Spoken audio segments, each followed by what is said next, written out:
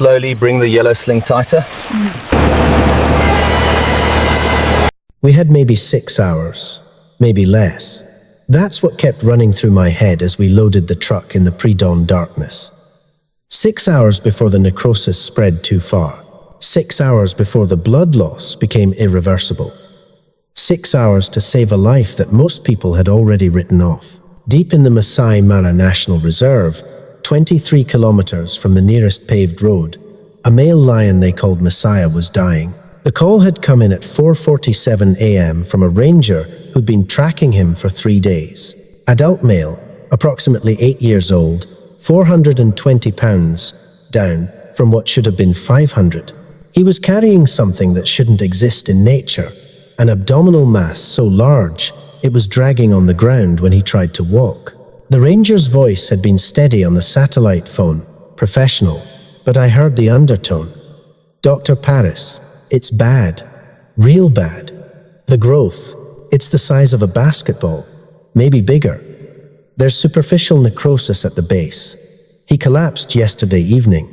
Managed to get up, but he won't last another day." But here's the thing, and this is what made everything infinitely more complicated. Masai wasn't just any lion. He was the dominant male of the Northern Pride.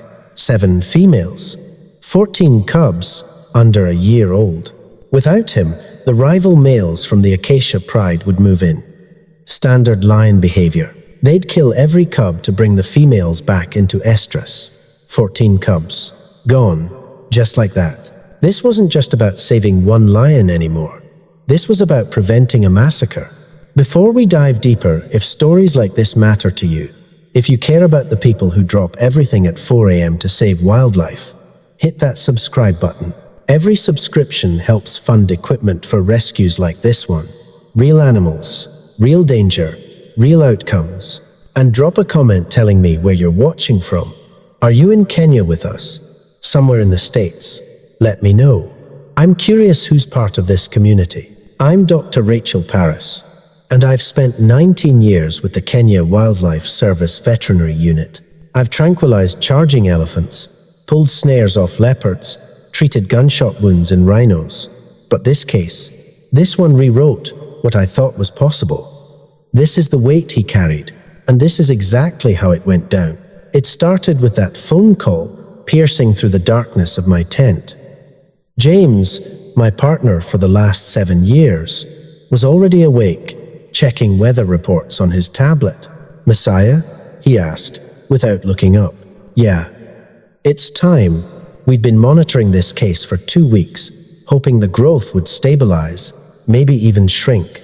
Benign tumors sometimes did that, but the photos from yesterday showed the truth. The mass had doubled in size in 10 days. The vascularization was extensive, blood vessels visible through the stretched skin. This was malignant, aggressive, and it was winning. The Land Cruiser was already stocked with our standard kit, but this would need more. Way more.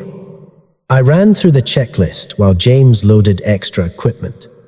Surgical supplies for field removal if possible. Blood clotting agents. Oxygen tanks, plural. The large animal sling usually reserved for elephants. Reversal agents, double-checked and triple-checked. When you're sedating an animal that's already compromised, the line between sedation and death is razor thin.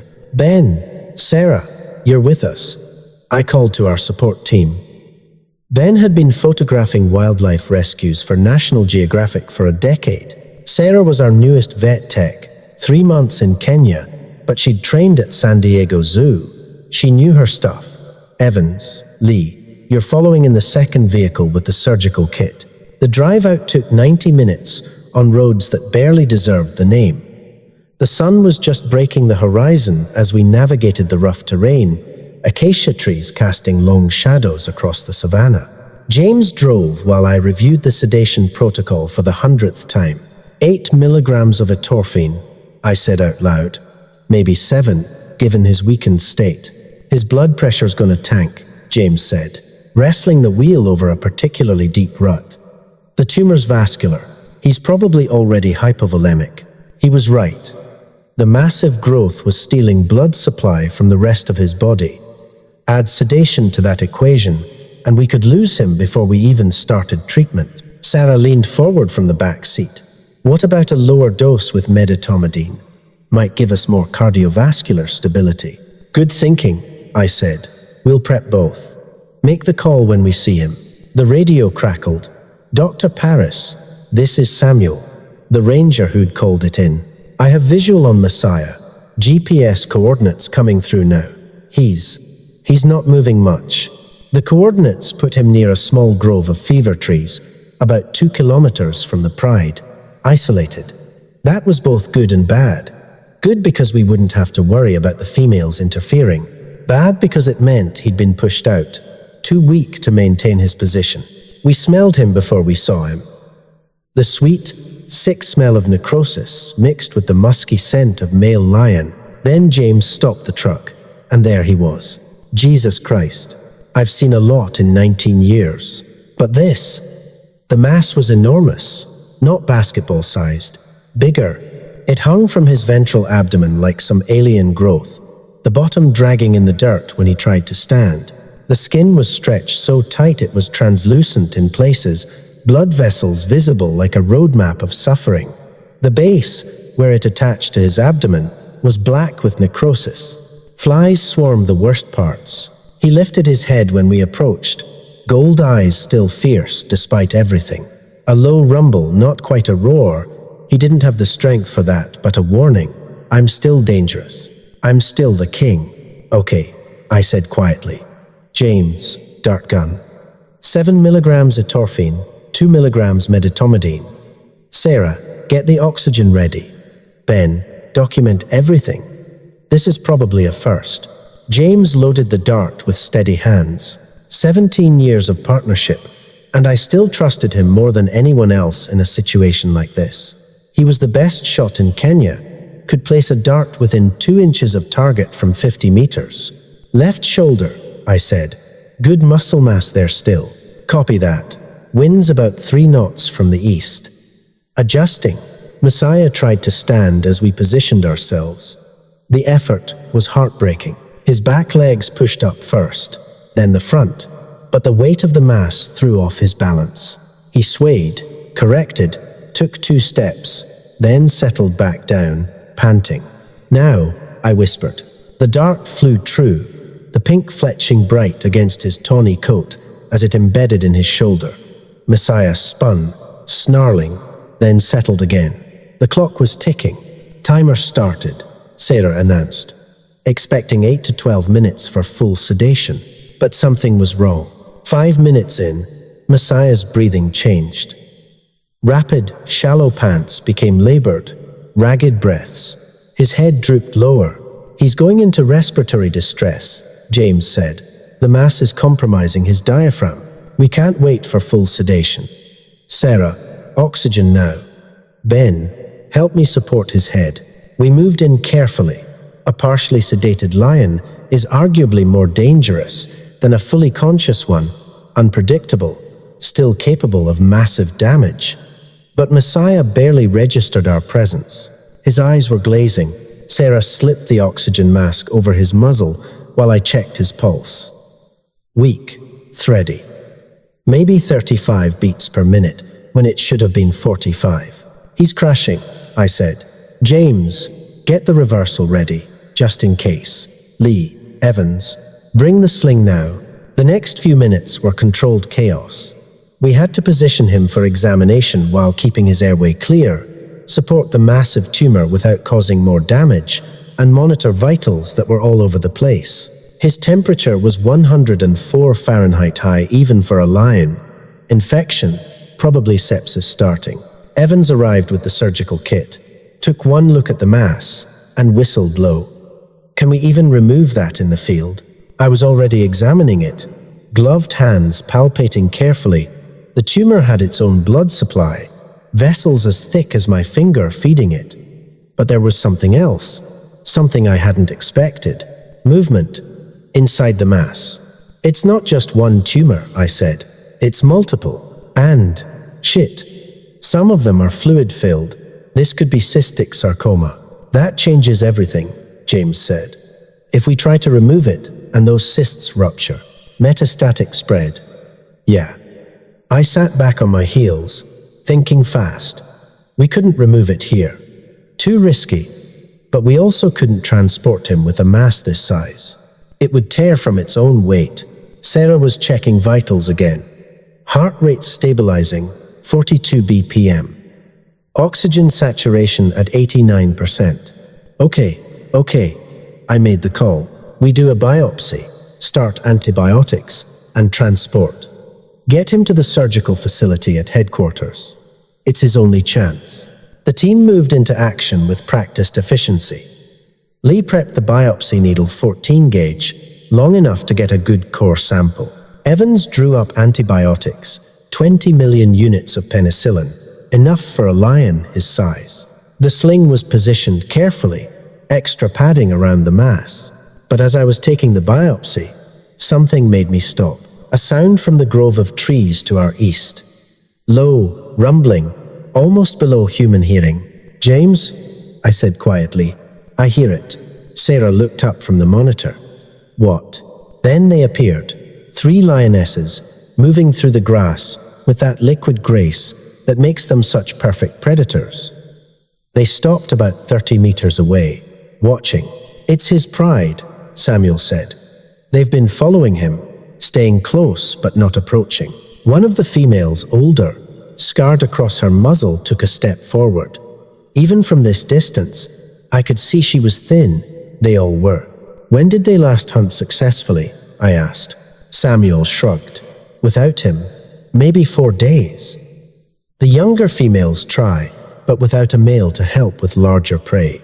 This was the part that killed me. Save Masai, save the pride. Lose him, and it wouldn't just be 14 cubs at risk.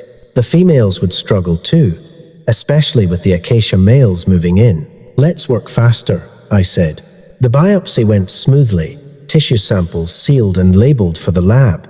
The antibiotics were administered intramuscularly, along with anti-inflammatories and pain medication. Then came the hard part, moving him. "On 3, I directed. Support the mass. Don't let it drag." We rolled him onto the sling with infinite care, 8 hands working in coordination. The tumor was even heavier than it looked, maybe 40 pounds of diseased tissue. The smell this close was overwhelming. "Winch ready," Ben called from the truck. The mechanical winch groaned as it lifted Masai, sling and all. For a moment, the mass hung free, pulling at its attachment point. Dark blood seeped from where the necrotic tissue met healthy skin, but it held. "Move, get him in." We guided the sling onto the truck bed, a specialized platform usually used for transporting sedated elephants. Masai fit with room to spare, the mass carefully supported with additional padding. Sarah was on him immediately, checking vitals. "We're stable. Heart rate, 44. Breathing regular." "How long to headquarters?" I asked James. 3 hours if we push it. 2.5 if we really push it. Push it. The females followed us for about 1 kilometer before fading back into the bush. The older one, the scarred matriarch, was the last to turn away. I wondered if lions understood hope, if they knew we were trying to help. Probably not. But they knew enough to follow, and that meant something. The drive was a nightmare. Every bump, every rut threatened to destabilize our patient. Sarah never left his side, calling out vitals every 5 minutes. Heart rate 46, Furiofura, Otiofura, holding steady.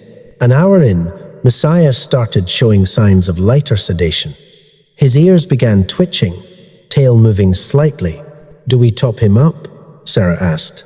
I calculated quickly. Half dose, 3 milligrams etorphine. We need him sedated but not too deep. The injection went smoothly, and Masai settled again. The mass, supported by foam blocks and surgical padding, looked even more monstrous in the full morning. Sunday veins, the size of garden hoses, fed it. How was he even alive? 90 minutes into the journey, James's radio crackled. "Dr. Paris, this is headquarters. Surgical suite is prepped. Dr. Kamau is scrubbing in now." Dr. Kamau was the best veterinary surgeon in East Africa. If anyone could remove this thing, it was him. Tell him we've got a vascularized sarcoma, approximately 18 kilograms, extensive necrosis at the base. Patient is stable, but compromised. Copy that. He wants to know if you've done imaging. Negative. We're coming in hot. The last hour seemed to stretch forever. We were pushing 70 kilometers per hour on roads meant for half that speed. The truck bounced and lurched, but Sarah kept Masai stable, adjusting his oxygen, monitoring his heart, keeping him alive through sheer determination. Finally, the veterinary compound came into view. The surgical team was waiting, 6 people in scrubs, gurney ready, portable monitors already booting up. Let's move. Doctor, Kamau shouted as we pulled up. The transfer was smooth, practiced. Masai was lifted, sling and all, onto the surgical gurney. The mass was immediately supported by 2 techs, while others attached monitors, inserted IV lines, drew blood for testing. Vitals? Kamau asked. Heart rate 45, blood pressure 95/60, temp 103.8, Sarah rattled off. Not great, not terrible, Kamau said, examining the mass with gloved hands. This is going to be interesting. As they wheeled Masai towards surgery, I caught Kamau's arm. The pride, 14 cubs. He nodded. I know. We'll do everything we can. The next 6 hours were the longest of my life. James and I sat in the observation room, watching through the window as Kamau and his team worked. The surgery was complex beyond anything I'd seen. The tumor hadn't just grown on the abdomen, it had invaded the muscle wall, wrapped around blood vessels, created its own circulatory system. Kamau worked with the precision of a watchmaker, carefully isolating vessels, clamping, cutting, suturing. The tumor came out in sections, first the necrotic portion, black and rotting, then the cystic areas, carefully drained to prevent contamination, then the solid mass, deep red and angry looking. Look at that, James said as they removed a particularly large section. The tumor had teeth, actual teeth and hair. It was a teratoma, a type of tumor that can grow different types of tissue. Rare in animals, incredibly rare in lions. 4 hours in, they hit a problem. The tumor had wrapped around a major artery. Remove it wrong, and Masai would bleed out in minutes. Vascular clamps, Kamau called. And get me the finest suture you have. We're going to have to reconstruct this vessel. For 40 minutes, he worked on that one artery, carefully separating tumor from vital tissue, preserving blood flow, rebuilding what the cancer had destroyed. My hands were clenched so tight my nails left marks in my palms. Finally, the last piece of tumor was removed, 18.3 kilograms of diseased tissue. The surgical site was massive but clean. Kamau began the long process of closing, layer by layer, rebuilding the abdominal wall. He's going to make it, James said quietly. Don't jinx it. But as Kamau was closing the final layer of skin, Masai's heart rate dropped. 38, 35, 32. He's bottoming out. One of the techs called. Atropine, 1 milligram, Kamau ordered. And get the reversal ready. We might need to wake him up fast. The atropine worked. Heart rate climbed back to 40, then 45. Stable. The incision was closed with neat sutures that would dissolve as he healed. A drain was placed to prevent fluid accumulation. Antibiotics were pushed through his IV. Reversal in 2 milligrams increments, Kamau instructed. Let's wake him up slowly. The naltrexone and atipamezole were administered carefully. Too fast and the shock could kill him.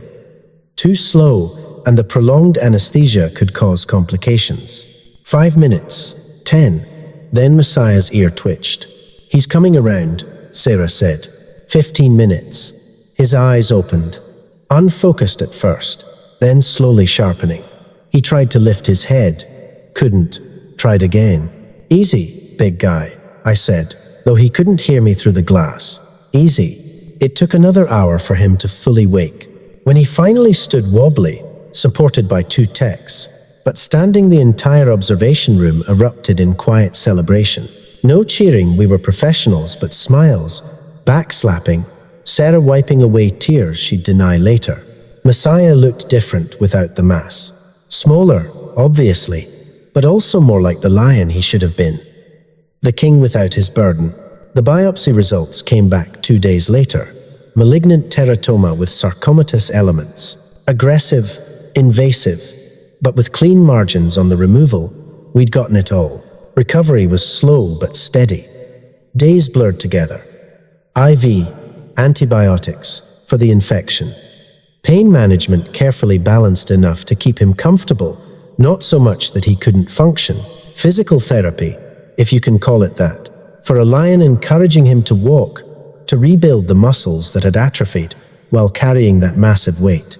The pride females were spotted often during those weeks, staying within a few kilometers of the compound, waiting.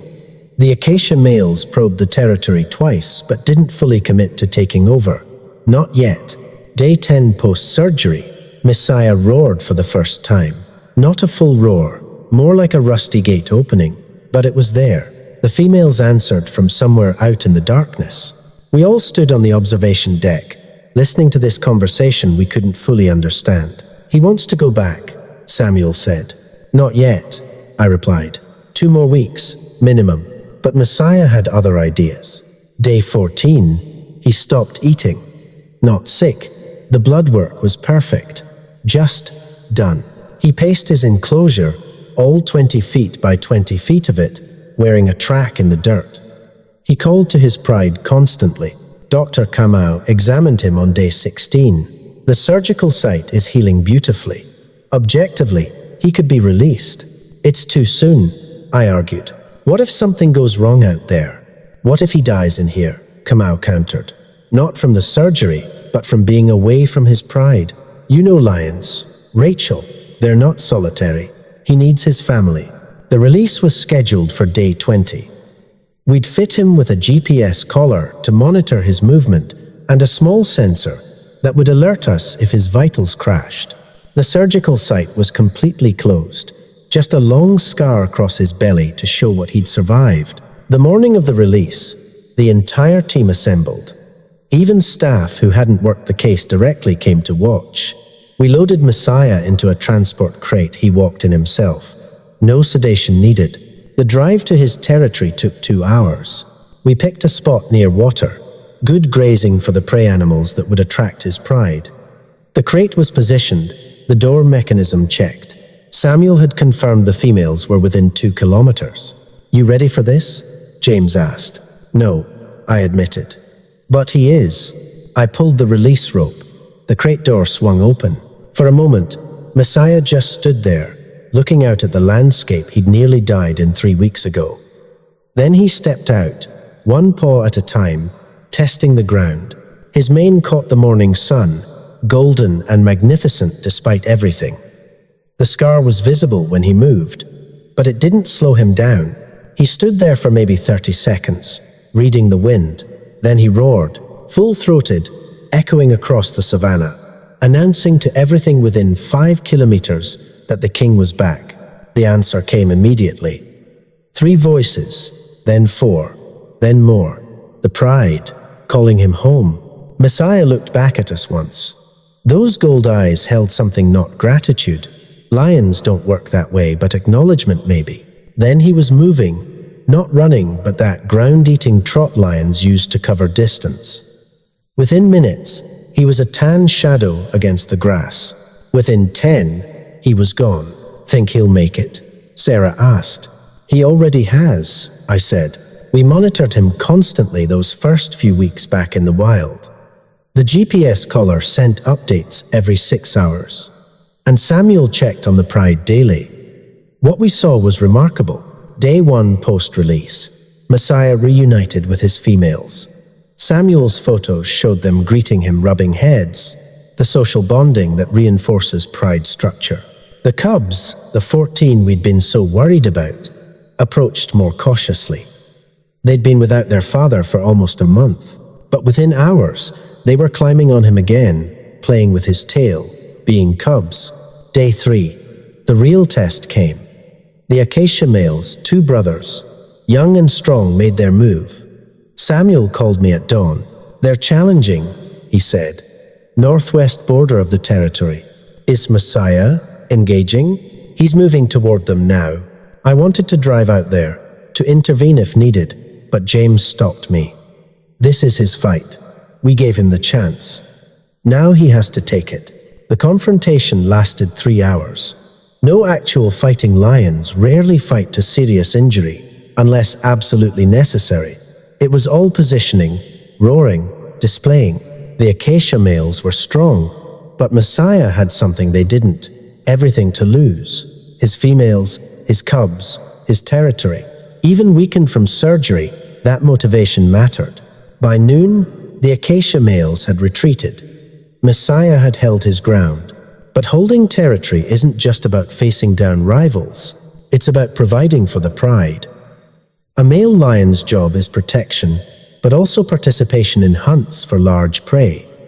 Could Masai, with that massive scar across his belly, still hunt?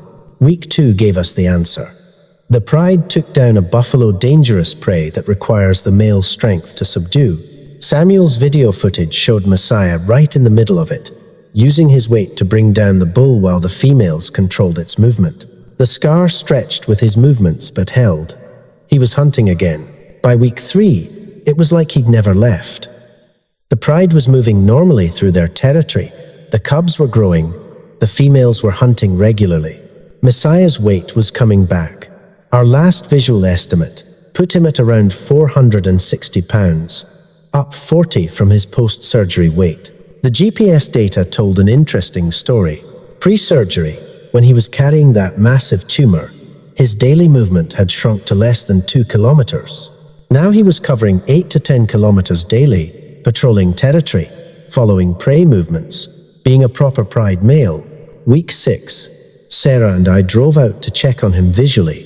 We found the pride near a waterhole at dusk, that golden hour when the light makes everything look like a painting. Masai was lying on a termite mound, the elevated position males prefer for surveillance.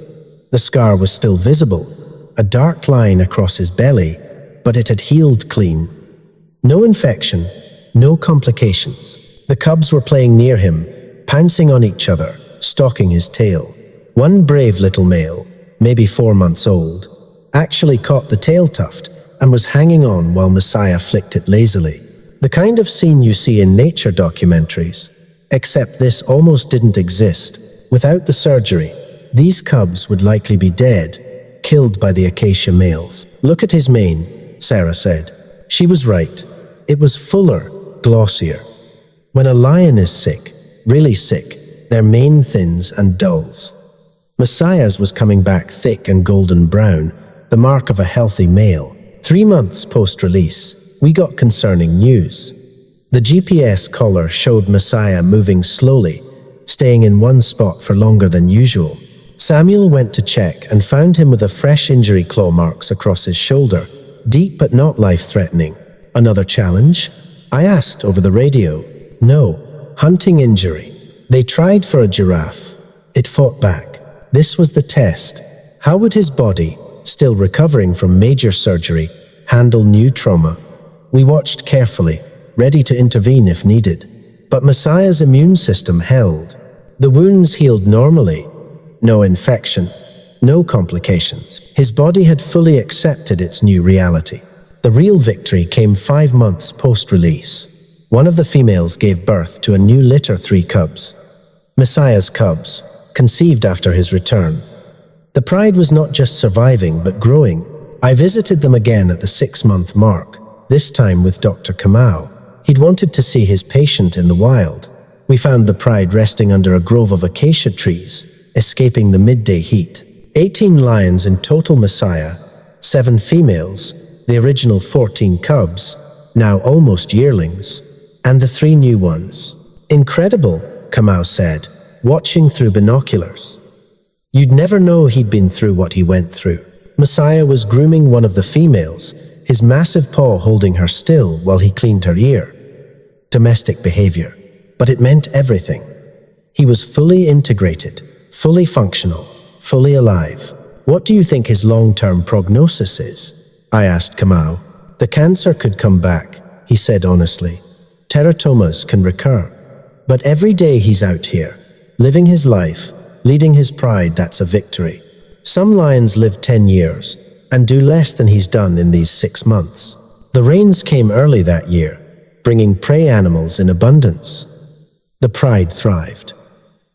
Our monitoring showed successful hunts every 3 to 4 days. The cubs were growing fast, the young males starting to show the first fuzzy hints of manes. The new litter of 3 was hitting all their developmental milestones. 8 months after release, we faced a decision. The GPS collar's battery was dying.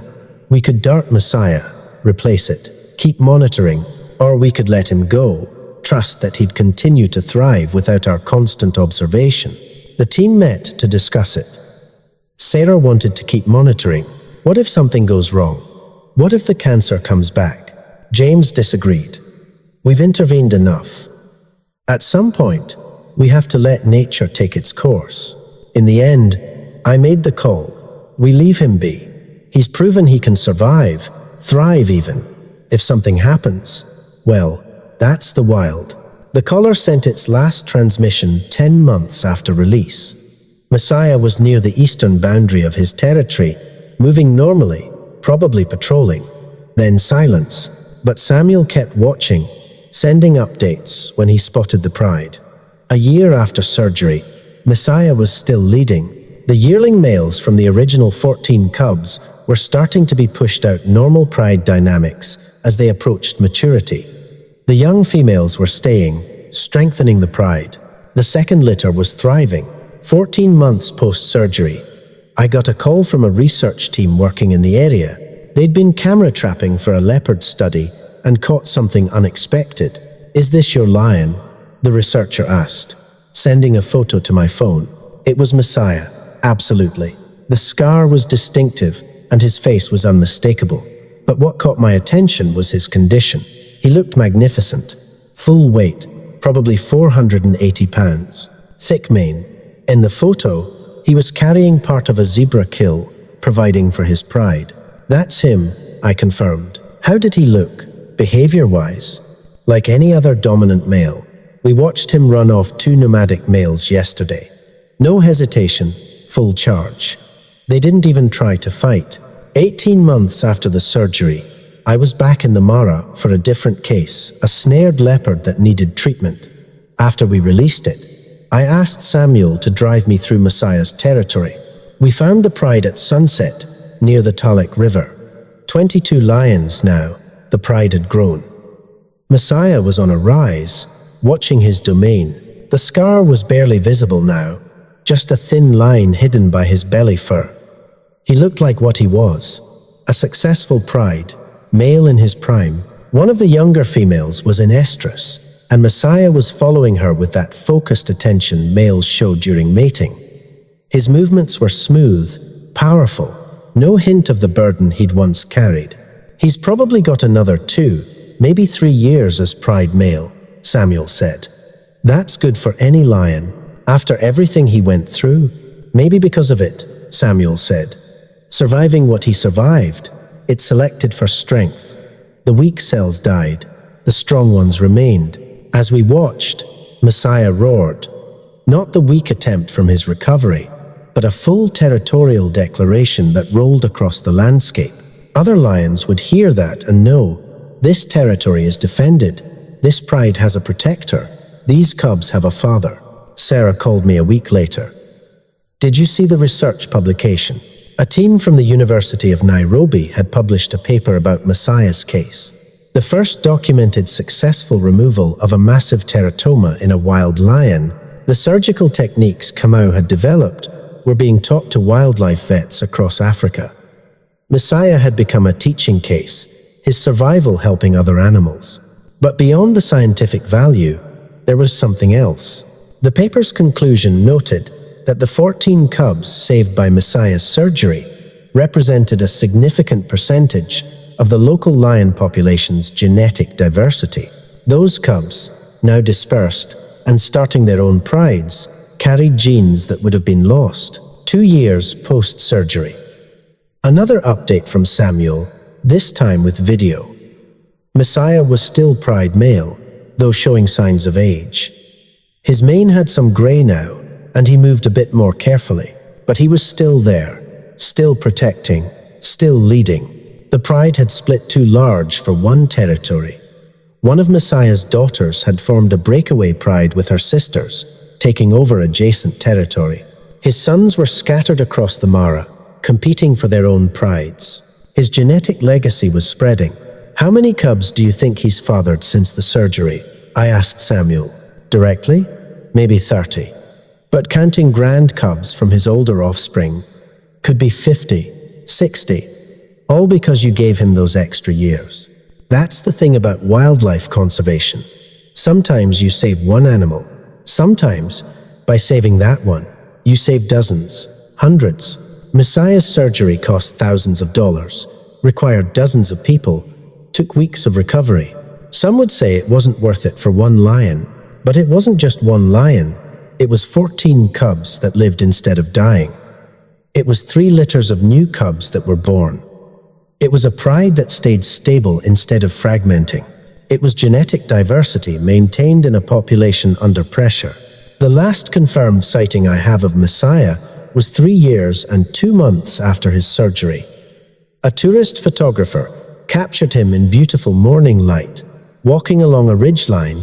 The scar wasn't visible in the photo. He just looked like any other magnificent male lion in his final years as pride leader. He was probably 7 or 8 years old when we did the surgery.